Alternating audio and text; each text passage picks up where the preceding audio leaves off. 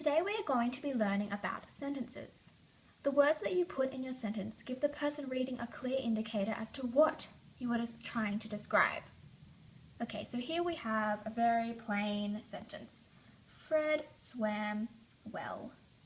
We don't really know anything except that somebody thinks somewhere that Fred swims well. But with the use of a simile, we could know more. Fred swam like a fish. See, now we're talking. Similes use words such as like and as to describe and compare.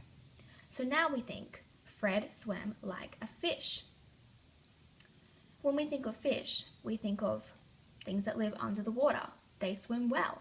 So now, while comparing Fred to a fish, we assume that he swims very well.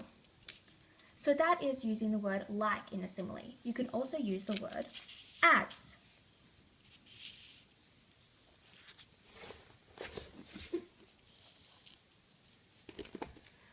Here's an example.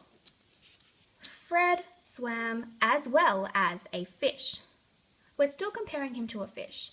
It still has the same result. We're just using the word like. We're not using the word like, we're using the word as instead. So similes use the words like and as to compare the subject to something else, to make it seem more legitimate, to make the sentence more descriptive, to make the person who is reading have a clear indicator as to what and how well we think that Fred can swim. So let's have a look at another one. Let's use Hannah instead.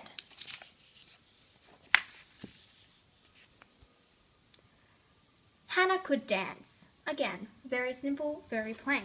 However, when using the word like, Hannah dances like a ballerina. Again, when we think of ballerinas, we think of elegant. We think of very good dancers that have been trained for a very long time. So now we think that Hannah dances like a ballerina. Again, the simile using the word like has done this. And it's the same with as. Hannah danced as well as a ballerina. Again, instead of like, we're using as. So in summary, similes use the words like and as to compare the subject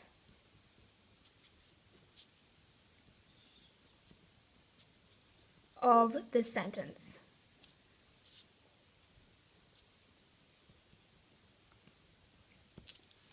Okay?